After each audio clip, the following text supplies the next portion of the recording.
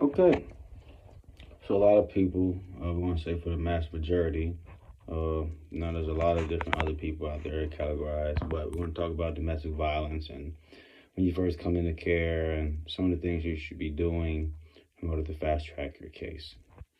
Okay, so first and foremost, whether you went to, well, of course you already had your shelter hearing, which is a secret hearing sometimes within 72 hours. They don't have to give you notice of it.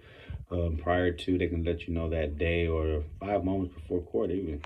So with that being said, after that court date, damn,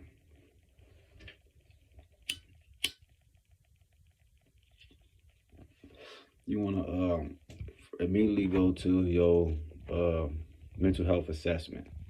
So after you do a mental health assessment, then you will want to do a drug evaluation or a drug assessment.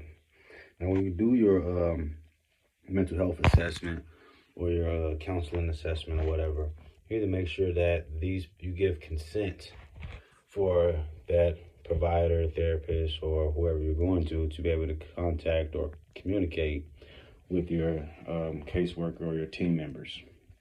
Well, because they might try to say that you didn't, or they didn't know all the information, or they didn't have your integrated assessment to be able to base all the information that they wanted, or whatever the case may be. So you just want to cross your I's, dot your T's.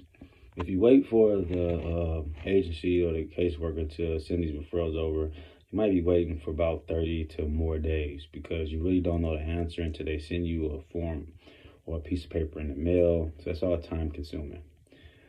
Uh, so you want to go get your mental health assessment.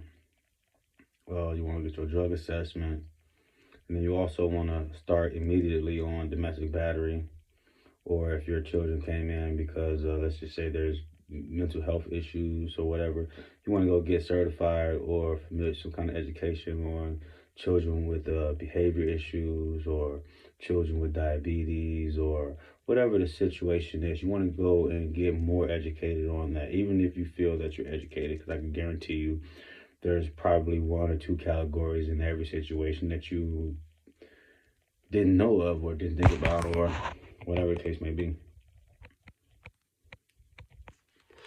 So after you do that, you want to go and register with a parent coach. They're free. You can self-refer. They do self-referral. Sorry about that. You also want to do the same thing with them. You want to get the contact release of consent